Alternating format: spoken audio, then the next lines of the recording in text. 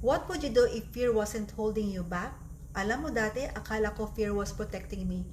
Fear of what people might say, fear of failing, fear na mapahiya. Pero hindi ko na-realize, fear pala ang totoong reason bakit hindi ako nag-move forward. Ilang beses kong gustong mag-post online pero nag-hold back ako. Nahihiya ako, takot sa judgment ng iba. At anong nangyari? Walang nagbago. Same pa rin ang income, same pa rin ang life. One day, I asked myself, what if yung bagay na kinakatakutan ko, yun pala ang nakaharang sa life na gusto ko? Doon ko na-realize fear is not the enemy. It's actually the signal na may growth waiting for me on the other side. Sa digital business ko, natutunan ko na kapag hinayaan kong pigilan ako ng fear, takot mag-post, takot mag-share ng story, ako rin mismo ang nagsasara ng opportunity na pwedeng magbago ng life ko.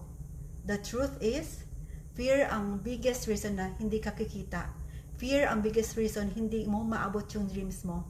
Pero once you choose courage over fear, doors will open for you. New skills, new connections, new income streams, and new you.